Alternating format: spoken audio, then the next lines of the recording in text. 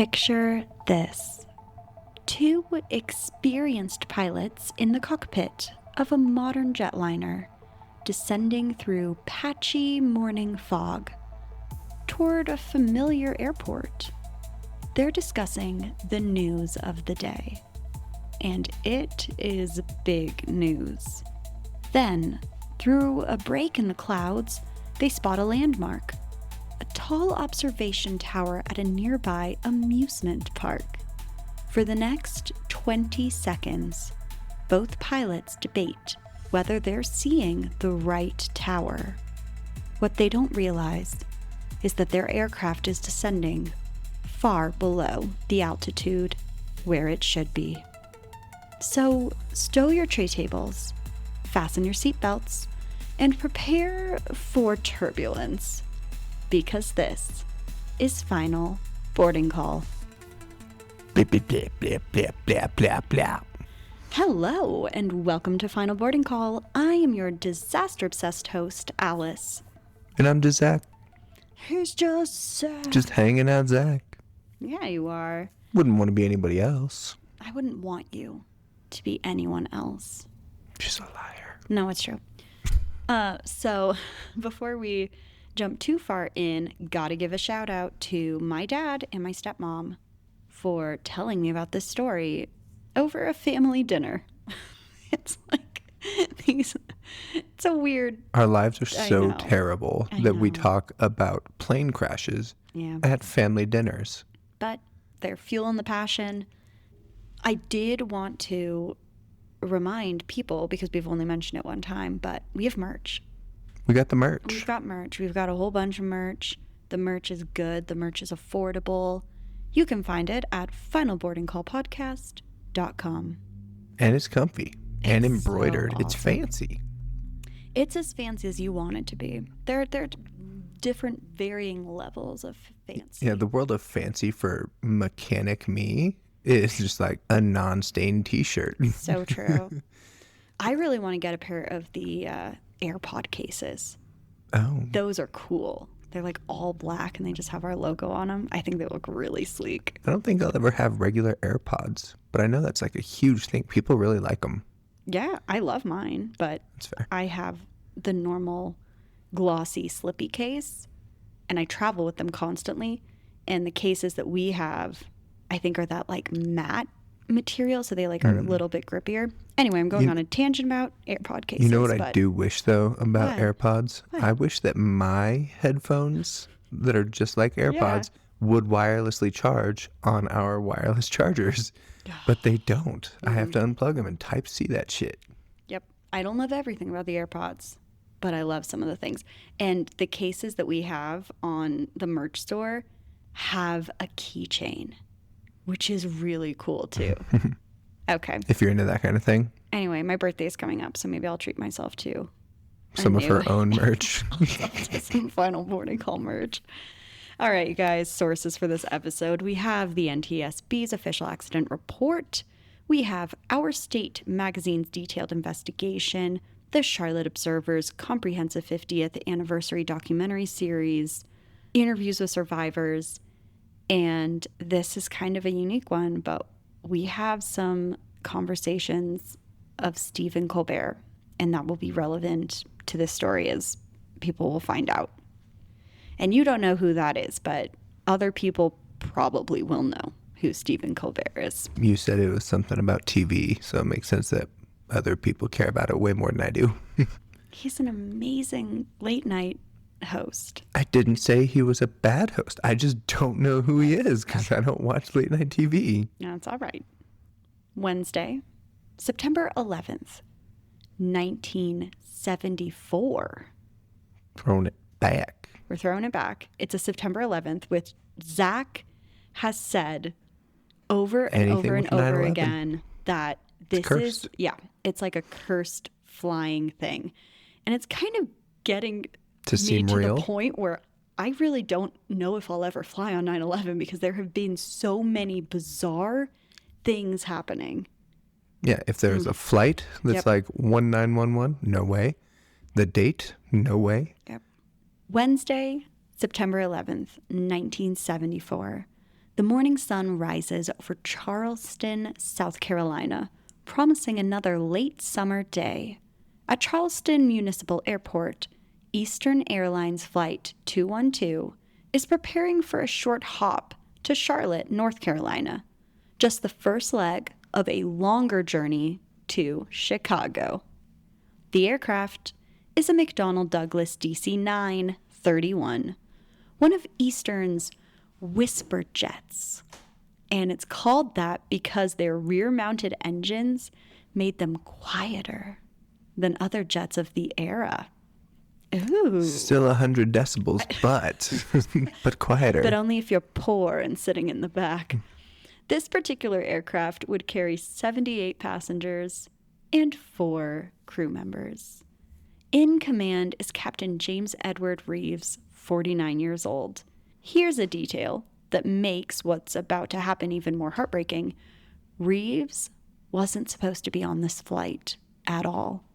He had specifically traded shifts with another captain so he could have the weekend off for his birthday, which was September 13th, just 2 days away. Well, that'll learn you to keep celebrating your birthday after a certain age. He's turning 50.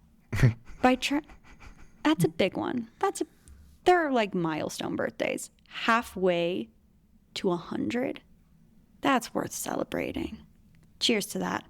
By trying to prioritize that birthday celebration, by making the very human decision to spend a weekend with people that he loved, Reeves had inadvertently placed himself in the cockpit of Flight 212. He was an experienced hand.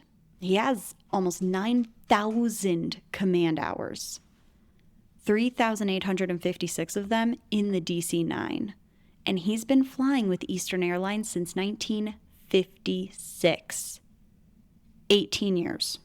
Whew. It's a long time. Mm-hmm.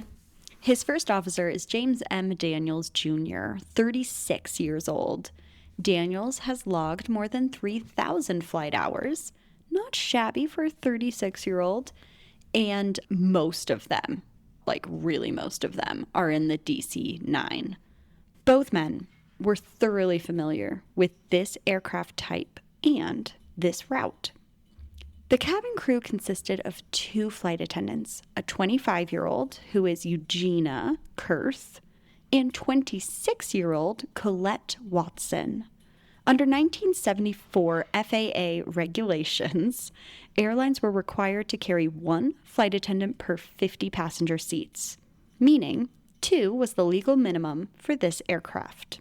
For Watson, this was a special day. September 11th marked her 6th anniversary with Eastern Airlines. Among the passengers boarding this morning was a cross-section of the South, baby. We got business execs, Navy personnel, journalists, families. There was Rear Admiral Charles Ward Cummings, recently appointed Commandant of the 6th Naval District. Phew. Don't know what that means, but it sounds extremely impressive. It's so long that you just automatically think, Truly. wow. I am like, damn. Wayne Seal, who is a television news anchor, and Dr. James William Colbert, Jr., Vice President for Academic Affairs at the Medical University of South Carolina, traveling with his sons, Peter, 18, and Paul, 15, escorting them to a preparatory academy in Connecticut.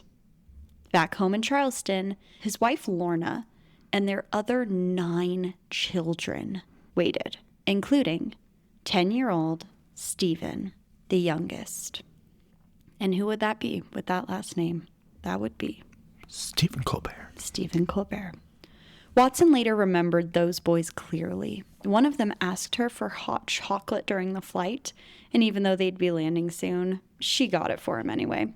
She remembered thinking that they were precious kids. At 7 a.m., Flight 212 departed Charleston on schedule.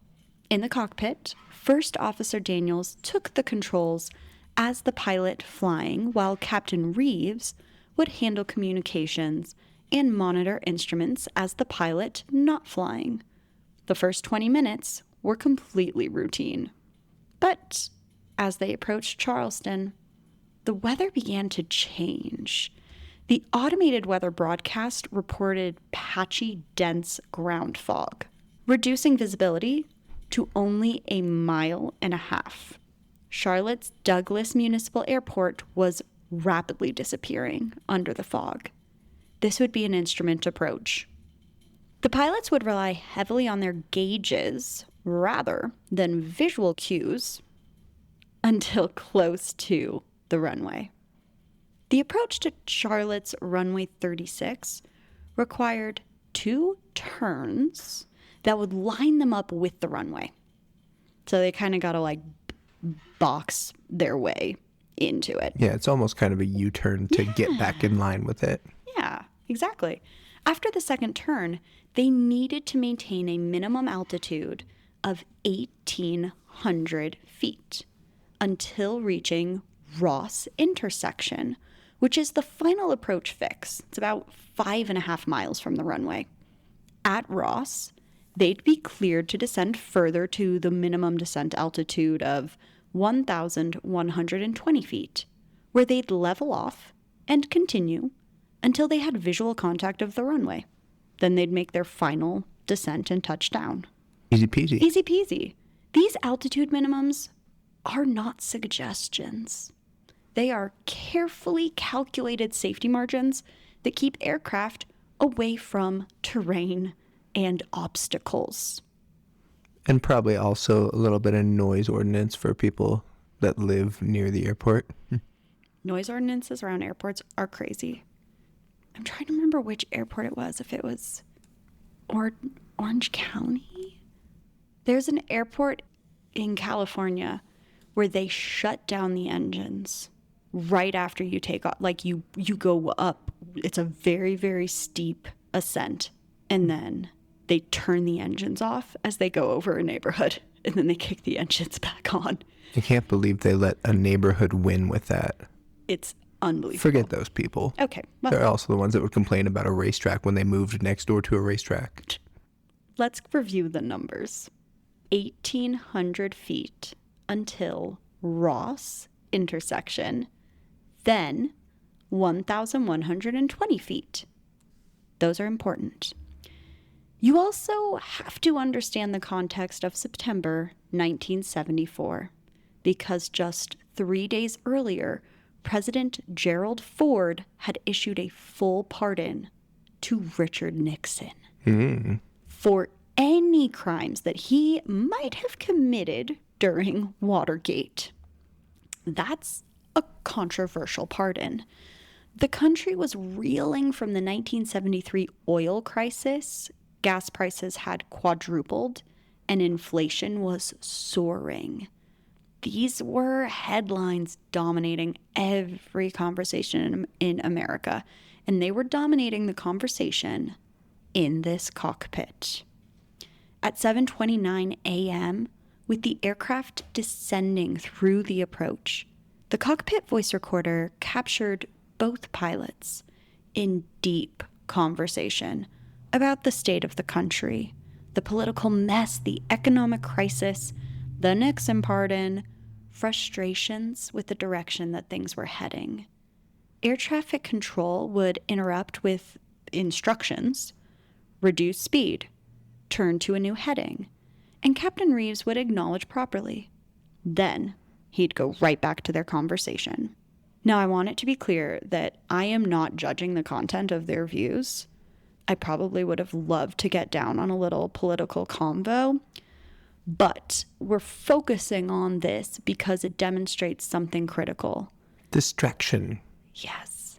This is not casual, not brain-engaging conversation where you can really focus on things and just sort of be like, yeah, okay, whatever. It's real bumpy brain talk instead of smooth brain talk. They're venting. Yeah. And they were being each other's distractibility buddies. It was emotional engagement. And when you are emotionally invested in a conversation, it doesn't matter how experienced you are, your brain's attention is not where it needs to be. So, this is not an ideal situation. At 7 11:32 a.m., the conversation shifted to something even more distracting. Captain Reeves spotted a landmark through the fog. The Carowinds Amusement Park Tower. This was the Carolina Sky Tower, a 340-foot tall observation tower that had opened just 18 months earlier. Pilots routinely used it as a visual reference during approaches to Charlotte. Both pilots' attention was pulled completely away from their instruments and toward the windows, searching through the fog for visual confirmation. They began debating whether they were seeing the right tower. Was it Carowinds? Were they too far in? No, that has to be it. This exchange lasted 20 seconds. Which, when you're on approach like that, is a lot of time. It's a lot of time. This is 20 seconds where both pilots were looking out of the windows. Instead of using their instrument approach instruments. Thank you, Zach. That's exactly correct. These are 20 seconds where neither pilot are monitoring their altitude. And during this time, the aircraft had descended through 1,800 feet, which was the minimum that they should have maintained until they reached the Ross intersection. An altitude warning sounded.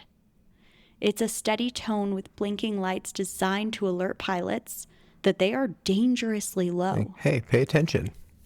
Someone turned it off. Like, it went off and then one of the pilots was just like, Correct. Kind of like me with door chimes or seatbelt chimes. I'm just like, that's annoying. Couldn't be me for real. No. Now, Zach, I want to be fair to the pilots because there's a little nuance to this that's important for us to realize. Altitude warnings during Charlotte approaches had become so routine that crews regarded them as a nuisance rather than a critical alert. So it wasn't unheard of for pilots to shut them up. Fair. This is what safety experts call normalization of deviance. And it's when something irregular becomes so common that it becomes regular. Yeah. There's another factor at play. The DC-9 used what's called a three-pointer altimeter, which is a gauge with three separate hands indicating... So it's got tens, hundreds, and thousands. God, it's sexy when you do that. So the three hands indicate 10,000s, thousands, and hundreds of feet. Like an analog clock looking thing. These altimeters were notoriously difficult to read at a glance. Because they're analog. Yes, and there's three arms, just like whoop, whoop, whoop. They are notoriously difficult to read because there's three arms and they're all just doing their thing, and that's a lot to glance at. First Officer Daniels would later testify that he believed that he was at around 1,800 feet when the altimeter actually showed 670 feet. So you're telling me that it's a known issue to be 1,000 feet off and they just have to guess if it is or not? It seems insane to me too. But it's 1970s problems, I guess. Even this instrument limitation doesn't fully explain what happened because Captain Reeves, whose job it was to monitor instruments and make altitude callouts, was also looking out the window. Neither pilot was watching the gauges. At 7:33 and 17 seconds, Captain Reeves announced they'd reached Ross intersection, the point where they were supposed to begin descending to a minimum descent altitude. But they were way below that altitude already. And that was the one for 1,800 or 1,120? So once they reached Ross, they could go down to the 1,200. Okay. 1,120, but yeah. Yes, sorry. 1,120. Wow, you really remembered. Well done. 1,120. Well, they were way underneath that altitude. They completed their landing checklist. everything felt normal because nobody had looked at the gauge correctly. Ignorance is bliss. You're just flying through the fog. If you never look, is there really a problem? Hell yeah, brother. At 7:33 and 55 seconds, Captain Reeves spoke the haunting final words captured by the cockpit voice recorder. All we gotta do is find the airport. 3 seconds later, both men shouted as they realized what was about to happen. But it was too late. At 7:33 and 58 seconds, on the morning of September 11th, 1974, Eastern Airlines Flight 212 slammed into a grove of trees 3.3 miles short of runway 36. So was this, I know what North Carolina is like, so was this kind of a hilly, mountainous area? Let me show you this. I'm curious if they were just too low and hit something, or if they descended into the open ground. Okay, this is what it looked like where they... Okay, yeah, so just some flatlands, but forested. Yeah. Yep. And that's because they didn't think that they were 1,000 feet, or as low as they were, they thought they were 1,000 feet higher. Yeah, this is 3.3 miles away from the airport. You're not at the airport at this point. This looks like, it looks like there's kind of some farmland next to it, but this is a proper forest. Yeah. That's a whole lot of trees for them to go slamming into. This might be a little bit of a hot take, but had I survived this, I would be so pissed. Just be like, 3 miles? 3 miles away? The aircraft was traveling at 168 knots, which is 193 miles per hour. Man, I don't understand knots. And it was flying 450 feet below the minimum safe altitude. The DC-9's wingtips struck the first trees, and the aircraft tore through a cluster of pines, continuing for more than 550 feet across a cornfield before slamming into larger trees. The left wing broke away first, spilling fuel that ignited immediately. The right wing and tail stabilizer sheared off. The aircraft broke into 3 major sections that traveled nearly 1,000 feet from initial impact to final rest. That thing was boogieing. Yeah, I had some cook behind it. It's a lot of momentum. 32 people died on impact, including Captain Reeves and flight attendant Eugenia Kurth. Kurth had been stationed in the aft jump seat, which is the jump seat in the rear of the aircraft, and it bore the worst of the structural breakup, and it was immediately engulfed in fire. Ooh. When the wings sheared off and the fuel ignited. But 13 others initially survived the crash itself, which means they faced what survivors would later describe as Dante's Inferno. In a detail that would haunt Colette Watson for the rest of her life, she had actually switched jump seat positions with Kurth shortly before landing. Oh, there's some survivor's guilt coming at you. Watson had been working in the back of the cabin, but moved to the forward jump seat directly behind the cockpit door for the final approach. Kurth took the aft position. That last-minute swap placed Watson in the only survivable crew station on the aircraft. Yeah, that'd be hard to deal with. Brutal.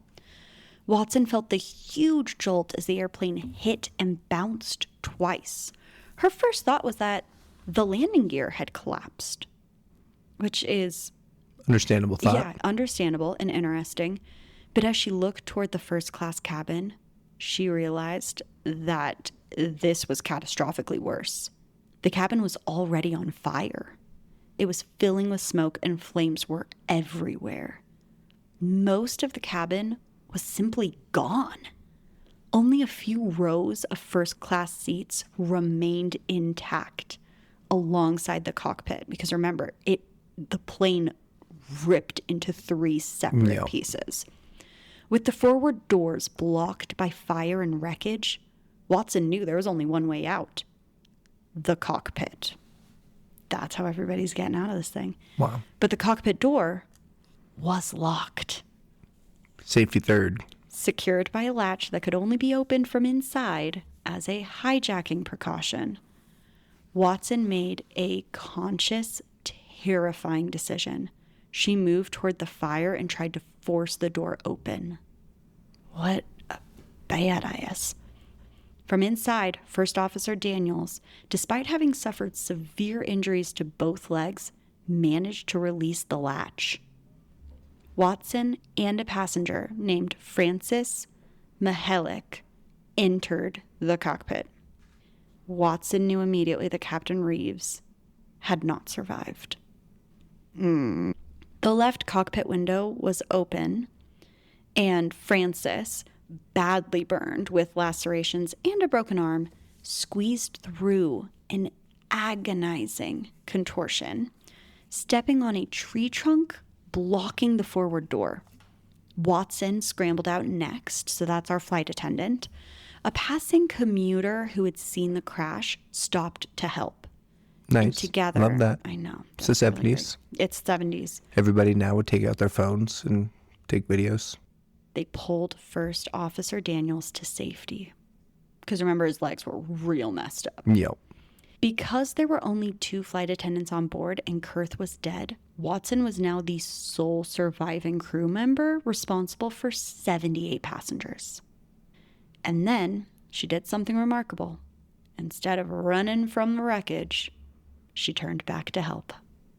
She found a young woman, maybe 18 or 19 years old, with beautiful red hair, singed down to the roots. Watson laid her down on a passenger's coat. The girl said she wanted her mama. Then she asked Watson to pray with her. And there in the grass beside the burning wreckage, Colette Watson held this dying girl's hand, and together they recited the Lord's Prayer. The young woman survived the crash, but she died a week later from her injuries. At 7:40 a.m., the Steel Creek Volunteer Fire Department arrived and brought the intense fire under control within minutes. Of the 13 people pulled from the wreckage, 3 would die from their injuries in the days and weeks that followed, including 2 17-year-olds who succumbed to severe burns, and 1 victim who held on for 29 days in the burn unit at Charlotte Memorial Hospital before passing away. The final death toll, 72. 10 people would end up surviving. Wow. Among the dead, Rear Admiral Charles Ward Cummings, TV news anchor Wayne Seal, Dr. James William Colbert Jr., and his sons, Peter and Paul. 3.5 miles from where they were supposed to be, with experienced pilots and a perfectly functioning aircraft, 72 people died because of a conversation. When NTSB investigators listened to the cockpit voice recorder, they heard extensive conversations about politics, economics, punctuated by appropriate responses to air traffic control. What they didn't hear was any awareness that something was wrong until the very final seconds. No altitude callouts from Captain Reeves.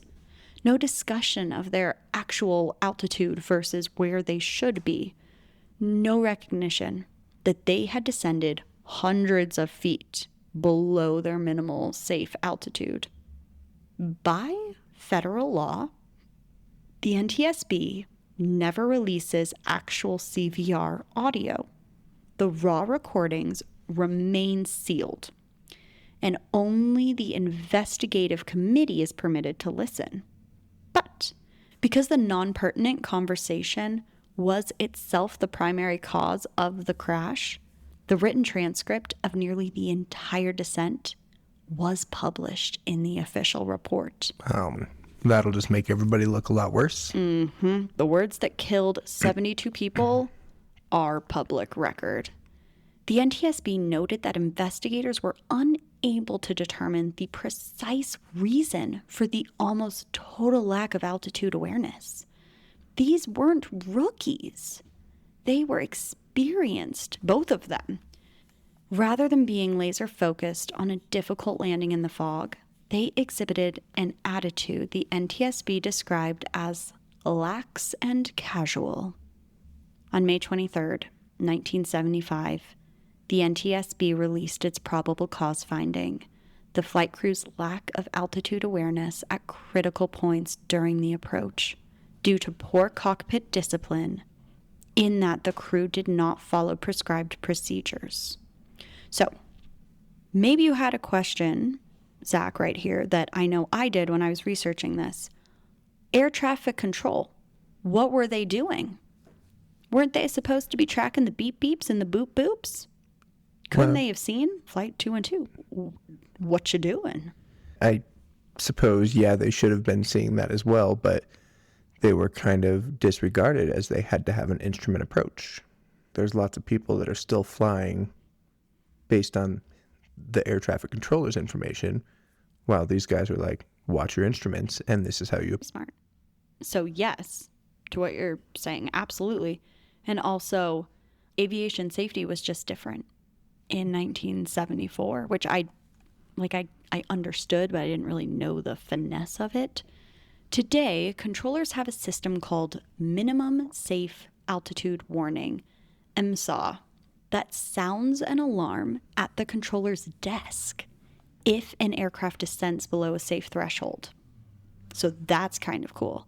Not only is there a warning in the cockpit, but the air traffic will get one too. Yes, which I love. And that technology, folks, that wasn't around in 1974. Lots of things weren't. Flight 212 was conducting what's called a non-precision approach, a type where ATC provides horizontal guidance and ensures separation from other aircraft, but the pilots are solely responsible for managing their own altitude. The controller could see the plane's transponder altitude on a two-dimensional screen, but it wasn't required to call out altitudes unless a deviation threatened another aircraft. As far as the controller could tell, Flight 212 was on course and cleared to descend. So they could have just been descending. Yeah. Yes. All they could see basically was like what's around it, not how high it is. By the time the plane disappeared from the radar, the crash had already happened. The report also identified the three-pointer altimeter as a contributing factor. This is sort of how the three-pointer altimeter looked. On this thing, picture a clock with hands on it. The short hand is tens of thousands of feet. The medium hand is thousands of feet.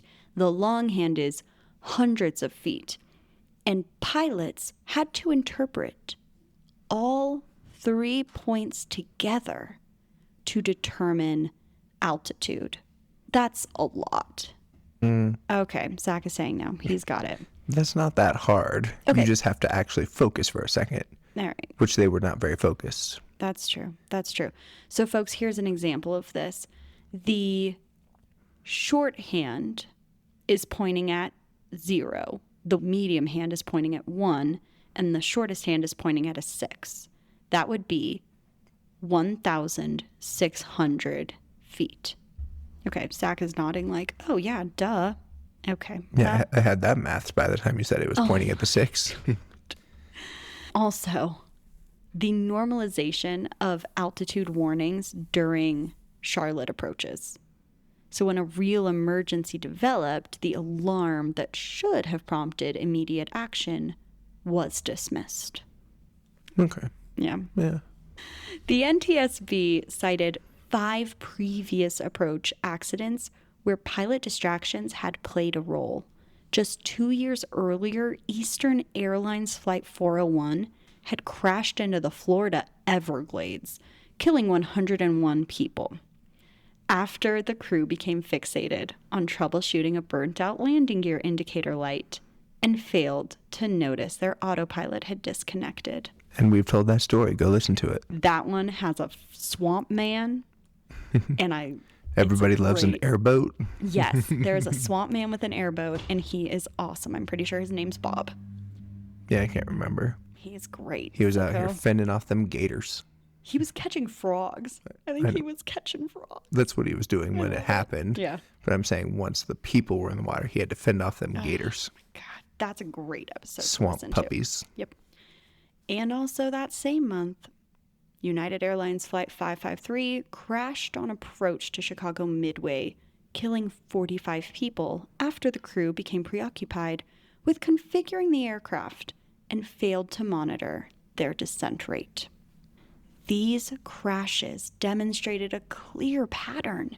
Experienced pilots become cognitively absorbed in something other than flying the airplane during critical phases of flight.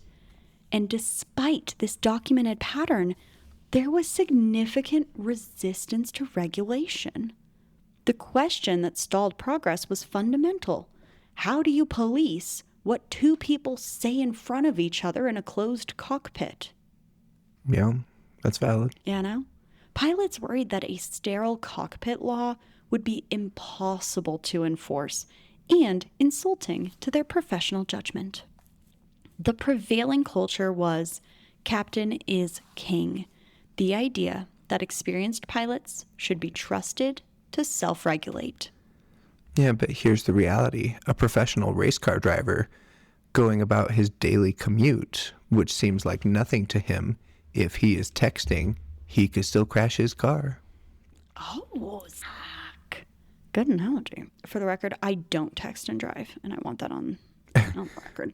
The NTSB was adamant.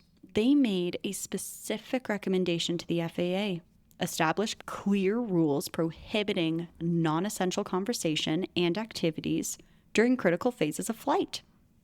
The FAA began considering it, and then they spent a little more time. Just considering it. 6 years. Jesus. Of considering it. Because they didn't want to step on the toes of some proud-ass captains. And during those 6 years... How many more went down? More. Just more. And finally, in 1981, 7 years after Flight 212 and 6 years after the NTSB's recommendation, the FAA published what is now known as the Sterile Cockpit Rule. Federal Aviation Regulation 121.542. The rule is straightforward. Below 10,000 feet, which includes taxiing, takeoff, landing operations, no flight crew member may engage in any activity that could distract from their duties. No conversations about politics. No talking. No discussions about personal matters. Critical phases of flight require complete focus. And I completely agree. It takes what? Maybe 5-10 minutes to get to 10,000 feet when you're on a flight? Yeah, and the same thing coming down. Yeah. Be focused. For those 10 minutes, get your head in the game. You got to get your head in the game. Okay. Zac Efron up in here. The rule also did something culturally revolutionary. It gave junior first officers legal authority to tell a senior captain to shut up and drive. The exact... Shut up and drive. Stop talking and focus on the airplane. But in 1974, when Flight 212 crashed... If you did that, you'd be grounded. You'd be done. Honey, that is career suicide. After 1981, it was the law. Yeah, but I'm sure plenty of people were still scolded and hated on for it. 100%. I mean, we have told so many stories, and we will continue to tell stories where pride gets in the way. And the, senior captain knows and does all, ends up being fatal. The rule was rapidly adopted worldwide through the International Civil Aviation Organization. Today, it's taught in every flight school on the planet. The conversation that killed 72 people on Flight 212 had finally changed aviation, but it took 6 years and more deaths for the lesson to be codified into law. Of the 13 people who initially survived the crash, 10 lived through their injuries. Francis Mahalik, the passenger who squeezed through the cockpit window with a broken arm and severe burns, and helped pull First Officer Daniels to safety before collapsing himself, he survived. Richard Arnold, another passenger survivor, would participate decades later in anniversary events honoring the victims.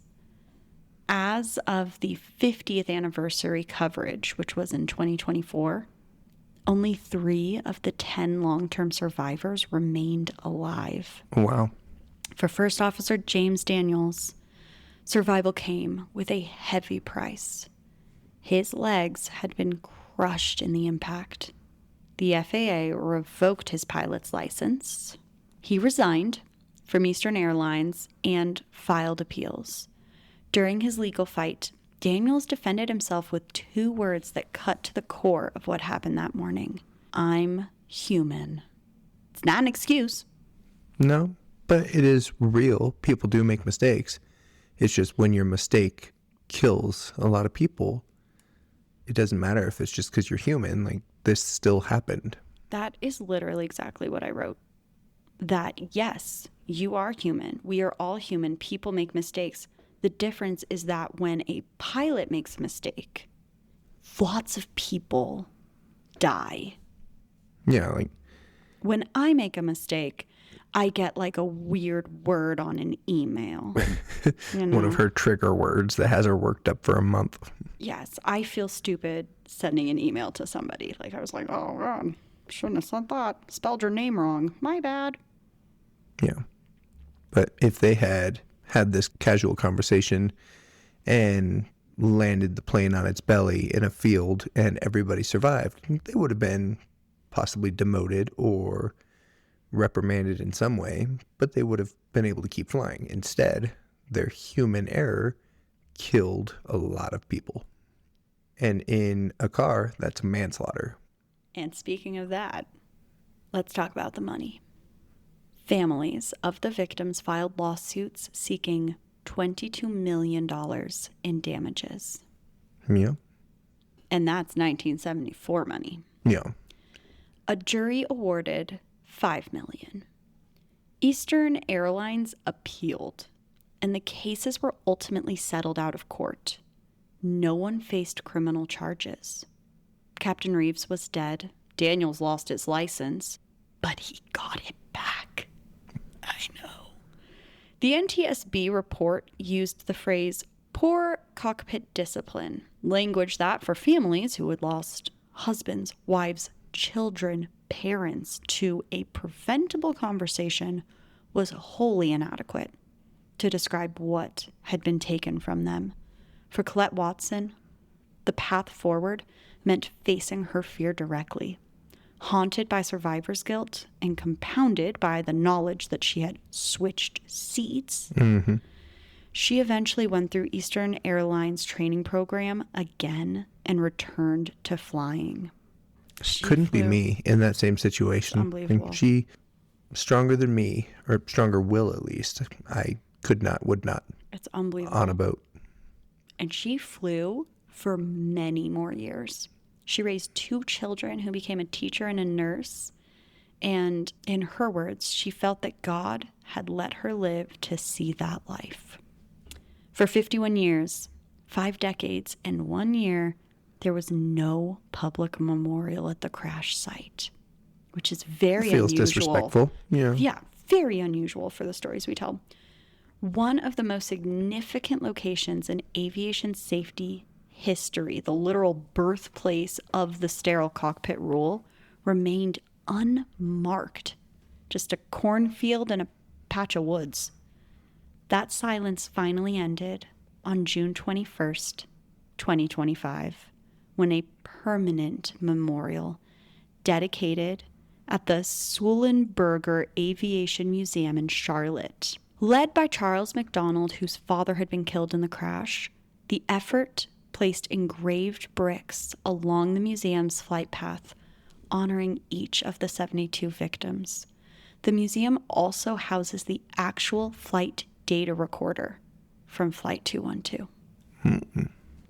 But perhaps the most profound legacy of Flight 212 comes from someone who wasn't on the plane at all.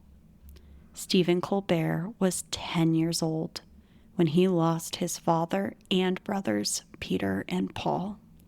He was the youngest of 11 children, and in an instant, he lost 3 of the most important people in his life. In a 2019 interview with Anderson Cooper, do you know who that is? I know Anderson Cooper. Yeah. Colbert spoke about grief in a way that challenges how we usually think about loss. He described his home as becoming very quiet and very dark after the crash. But then, Colbert said something that seems almost impossible to reconcile. I love the thing that I most wish had not happened. It's a gift to exist, and with existence comes suffering. There's no escape from that. But if you are grateful for your life, then you have to be grateful for all of it. That's fair. This isn't about finding silver linings or claiming that everything happens for a reason. It's really an acceptance that the worst moments of our lives are still part of what makes us who we are. Grief gave Colbert an awareness of other people's loss that allowed him to love more deeply and understand what it truly means to be human. The crash of Eastern Airlines Flight 212 teaches us that professional discipline exists for a reason, that the mundane can be deadly, that the conversation you think is harmless might be the distraction that kills someone, but it also teaches us that from the worst tragedies, we can build systems that prevent future ones. The sterile cockpit rule has been in effect for over 40 years. It works when it's followed. When it isn't, people still die. Every pilot trained since 1981 knows that below 10,000 feet, the only thing that matters is flying. How many crashes has that rule prevented? We won't Possibly thousands. Yeah, we'll never know because it's hard to count things in that regard. Yeah. But every time a cockpit stays sterile during these critical phases of flight, the 72 people who died on September 11th, 1974, are a part of that safety. Their deaths were preventable, and their loss was senseless. But the legacy is written into every flight that lands safely. And Zach, that's our story for today. I'm glad there were some survivors. That wasn't a really, really heavy one. It's never good when people are losing their lives, but we've had worse. Hell yeah, we have. And that is probably one of the biggest rule changes of, just completely preventable accidents. Yeah. Quit being distracted, just do your job for these 10 minutes. That's it. Thank you to my dad and my stepmom for telling us about this episode. I did not know that Stephen Colbert lost some of his family members to a plane crash, but I learned a lot from researching this episode. If you enjoy this podcast, it always sounds weird to say that because it's like a really bummer topic. But anyway, if you enjoy hanging out with us for, an hour a week, go ahead and make sure that you follow and tell a friend. We love a good word of mouth story. And email us at finalboardingcallpodcast@gmail.com. I love getting your emails. Include your address. We'll send you over some stickers. Yeah. And don't be afraid to contact on Instagram either. We've had some stickers sent out that way as well. We do read those. We get back to you. Absolutely. I love sending stickers. Gift giving is one of my love languages, so it really is fulfilling for me to send you guys mail. Okay. Oh, and I did have somebody ask if we were willing to do that overseas. We've got international stamps. We will send them anywhere. Anywhere. We just sent one to Australia. We've got a couple that went out to England. We've got them all over the place. Germany. So anyways, friends, please join us next time when we will be exploring another transportation disaster story. Until then, remember to stow your tray tables, fasten your seatbelts, and prepare for the unexpected, because not every trip reaches its final destination. Goodbye. Goodbye.